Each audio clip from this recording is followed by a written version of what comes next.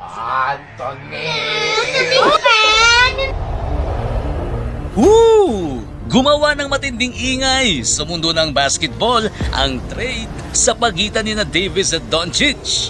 Niyanig ng samot-saring reaksyon ang naturang palitan ng dalawang superstars. Patunay na talagang change is the only constant, ika nga, at madami sa kanilang mga fanatics ay hindi pa matanggap ang nangyari.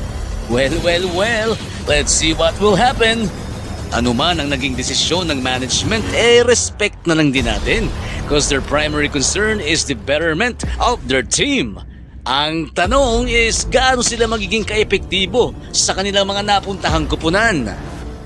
Alam naman natin ang inside presence ni Davis na kanyang bit-bit papuntang Dallas at tanga naman ni Luka ang kanyang magic touch patungong Lake Show. Anthony Davis, attack mode.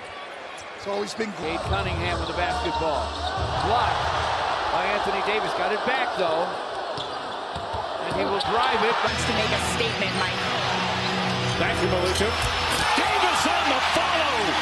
After Russell Westbrook missed a couple of threes. Anthony Davis. LeBron is still down, so it's 5-on-4. Oh, AD!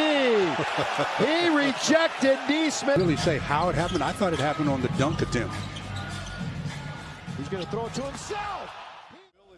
To this very young San Antonio Spurs. Nice fake there, getting stronger. The reason why I say that is they're posting them up way more this year.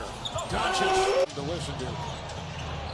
It's Lively on top. Luka Doncic down low. Sohan will defend. Beautiful stroke. So into the rotation tonight is Olivier Maxwell's Prosper on NBA draft board radars. 15.7 rebounds and good three-point shooting in college. Luka needed some away. Abang-abang na lang sa susunod na kabanata. Just mark your calendar. On Feb 26 at 11 a.m. Philippine time, maghaharap ang Mavs at Lakers for the first time after the controversial trade. So stay away from the negative vibes at i-ready na lang ang popcorn at root beer. Diba? Enjoy mga pare koy!